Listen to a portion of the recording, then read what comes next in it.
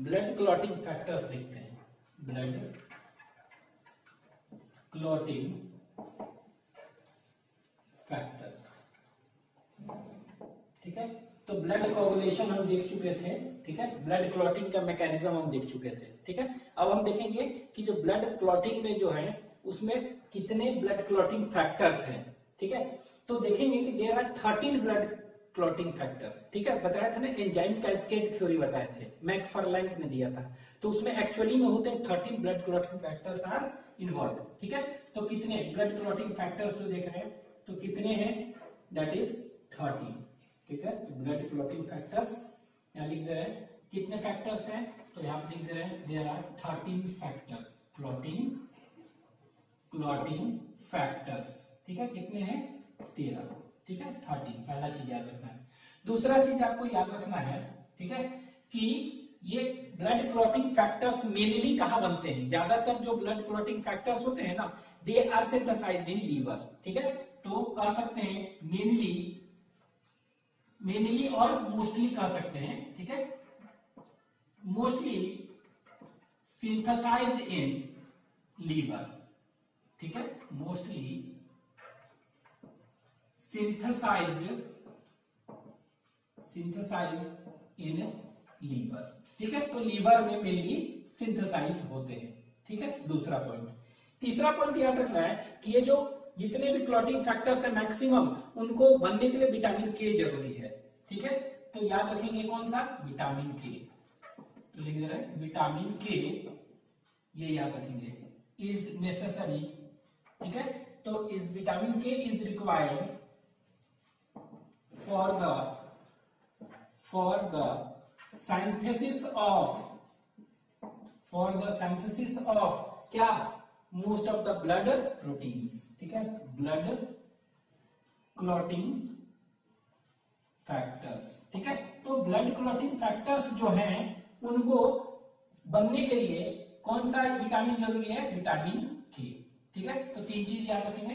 13 blood clotting factors, ये liver में बनता है mainly, produced in, mostly synthesized और produced in liver. And third is which vitamin helps in synthesis of blood clotting factors, तो that is vitamin K, ठीक है।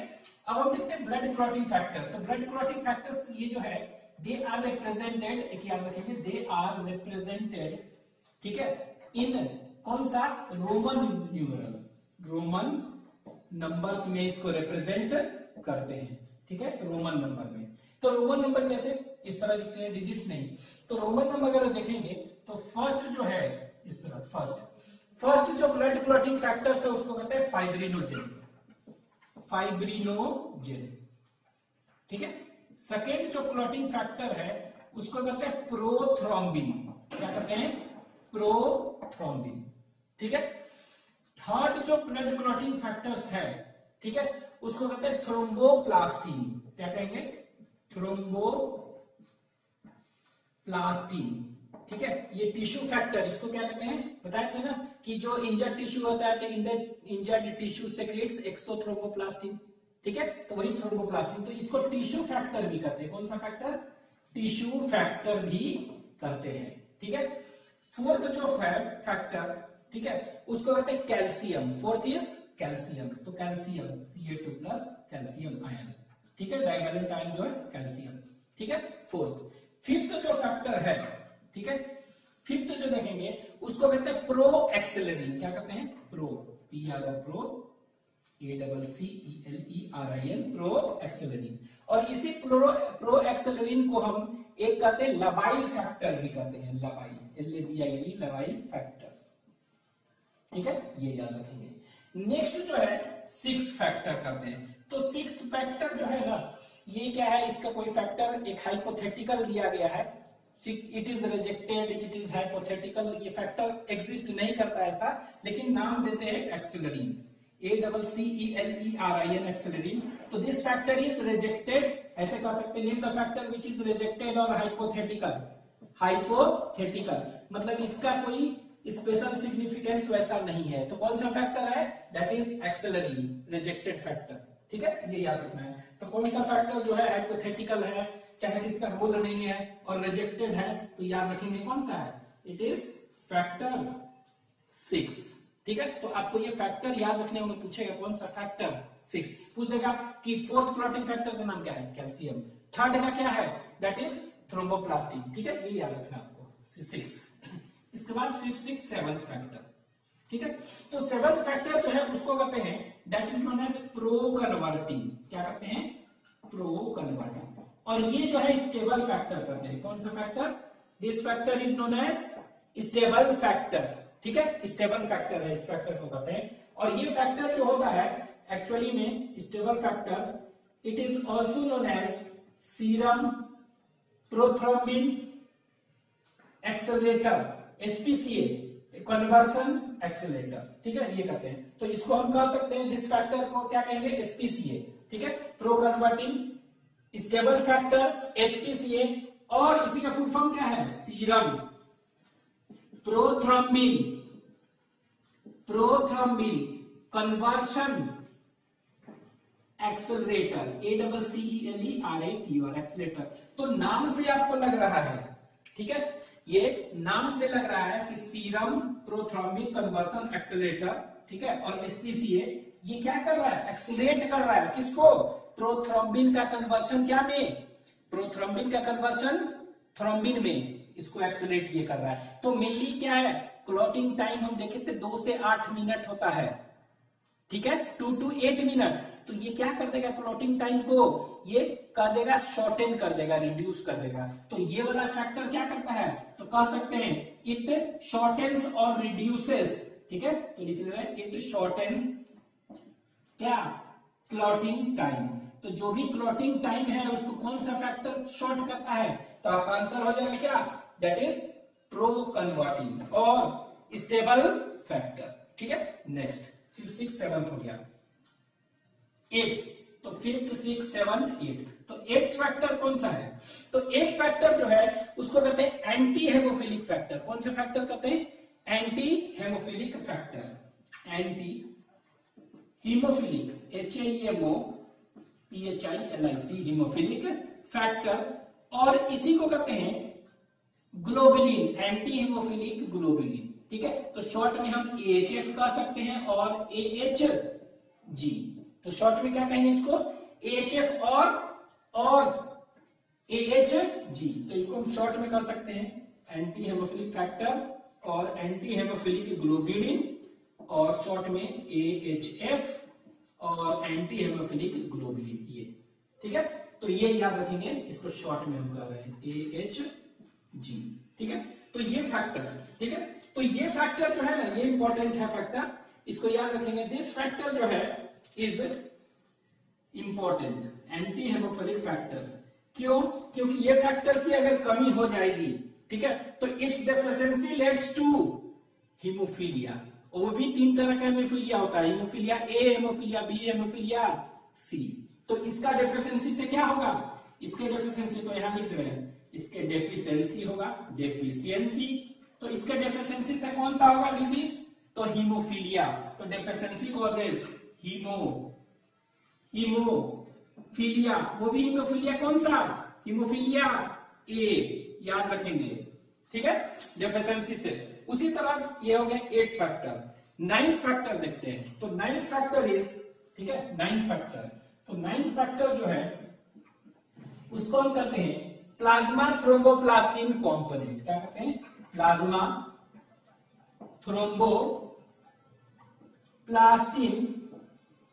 Component. ठीक है, प्लाज्मा थ्रोम्बोप्लास्टिन कंपोनेंट कहते हैं। ठीक है, तो शॉर्ट में हम क्या कह सकते हैं, PTC। और इसी को कहते हैं क्रिसमस फैक्टर। क्या कहेंगे, Christmas, CHRISTMS। This is also known as Christmas factor. ठीक है, तो ये फैक्टर का कमी अगर होगा, ठीक है, तो यहां पर देखिए एंटी हीमोफिलिक फैक्टर और एंटी हेमोफिलिक ग्लोबुलिन है। यहां पर क्या है, प्लाज्मा थ्रोम्बोप्लास्टिन कंपोनेंट और प्लाज्मा क्रिसमस फैक्टर। ठीक है, ये याद रखेंगे। तो ये है, ठीक है, तो ये क्या होगा, PTC। इसके कमी से भी, इसका भी अगर डेफिशिएंसी होगा, तो ये याद रखेंगे, इसका भी अगर डेफिशिएंसी होगा तो इसके डेफिशिएंसी से भी हीमोफीलिया होता है, और इसको कहते हैं हीमोफीलिया B। याद रखेंगे, हीमोफीलिया बी, इसको भी ब्लीडर्स डिजीज है, तो haemophilia A is caused due to deficiency of which blood clotting factor, answer हो जाएगा 8। Haemophilia B is caused due to deficiency of which clotting factor, answer आपका हो जाएगा क्या, दैट इज बी। तो haemophilia B is caused due to 9th, 8 और 9th हो गया, ठीक है। अब हम देखते हैं 10th क्लॉटिंग फैक्टर, 9th हो गया, तो ये रोमन नंबर से लिखते हैं 10th। तो 10th को हम कहते हैं that is known as Stuart factor, क्या कहते हैं, स्टुअर्ट, STUART, स्टुअर्ट। और इसको स्टुअर्ट फैक्टर कहिए चाहे स्टुअर्ट पावर फैक्टर कहिए, ठीक है, ये हो गया। 11th जो होगा फैक्टर, ठीक है, उसको कहते हैं दैट इज नोन एज, देखिए प्लाज्मा थ्रोम्बोप्लास्टिन कंपोनेंट है ना, यही चीज है, लेकिन क्या है, प्लाज्मा थ्रोम्बोप्लास्टिन कंपोनेंट नहीं, इसको एंटीसीडेंट कहते हैं, ANTICEDENT, क्या कहेंगे, प्लाज्मा थ्रोम्बोप्लास्टिन एंटीसीडेंट, ठीक है। तो प्लाज्मा थ्रोम्बोप्लास्टिन ANTICEDENT एंटीसीडेंट, ठीक है। तो इसको हम क्या कर सकते हैं, PTC था यहाँ पर PTA, ठीक है, क्या कहेंगे इसको, PTA। तो ये देखिए प्लाज्मा थ्रोम्बोप्लास्टिन कंपोनेंट ऊपर था, ठीक है, 9, और ये 11 क्या हो गया, प्लाज्मा थ्रोम्बोप्लास्टिन एंटीसीडेंट, ठीक है, ये हो गया। अब देखिए ये इसलिए इंपॉर्टेंट है क्योंकि इसका भी डेफिशिएंसी होगा, इसका डेफिशिएंसी होगा तो क्या होगा, इससे हेमोफीलिया सी होता है। तो तीनों तरह का हेमोफीलिया हम देख लिए, हीमोफीलिया सी।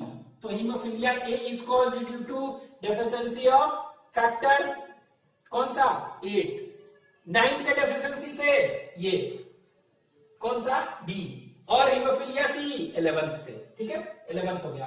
फिर 12th factor, 11th 12th।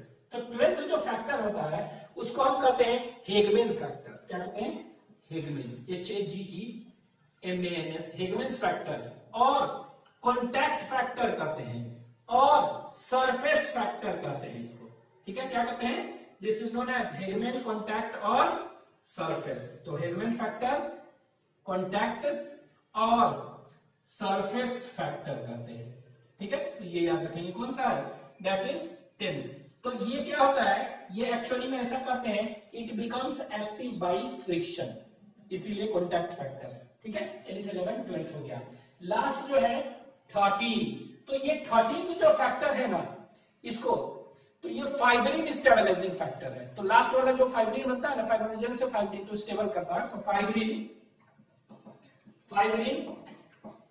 Stabilising factor, ठीक है।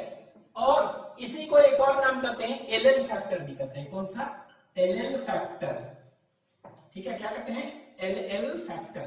एलएल मतलब क्या होगा, एलएल मतलब हो गया, इसको कहते हैं एलएल फैक्टर, लैकी, ठीक है, लैकी, इसके बाद लोरांड फैक्टर। तो ये एक फैक्टर होता है, लैकी लोरांड फैक्टर।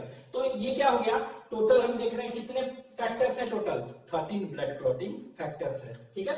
तो ये सब हो गया 13 ब्लड क्लॉटिंग फैक्टर्स, ठीक है। तो ये 13 ब्लड क्लॉटिंग फैक्टर्स जो है आप याद रखेंगे, और ये 13 ब्लड क्लॉटिंग फैक्टर्स जो है ये विटामिन के बनने के लिए, मेनली सभी के लिए विटामिन के नेसेसरी है, लीवर में होता है, ये सब आपके पूरे के पूरे क्या हो गए, दिस ऑल आर फैक्टर्स। इसमें से याद जो मिलनी है, तो याद तो रखना ही है 1 2 3 4, ये तो जरूरत है ही, ठीक है। ये तो देखे ही थे ब्लड क्लॉटिंग मैकेनिज्म में कि फाइब्रोजन है, प्रोथ्रोम्बिन है, थ्रोम्बोप्लास्टिन, टिश्यू फैक्टर और कैल्शियम, ठीक है। इसके अलावा हेमोफीलिया किससे हो रहा है, 8, 9 और 11, ये वाला। तो ये तीनों याद रखेंगे। ये वाला कौन सा हो गया, ये हेमोफीलिया, इसकी कमी, haemophilia is caused due to deficiency of, याद रखना है, दैट इज 8। 9 के डेफिशिएंसी से हेमोफीलिया बी, ठीक है। हेमोफीलिया सी 11 के डेफिशिएंसी से। तो ये याद रखेंगे, हेमोफीलिया और ब्लीडर्स डिजीज, ठीक है। तो this is all about blood clotting factors, ठीक है। इसको लिख लीजिए, देखते हैं।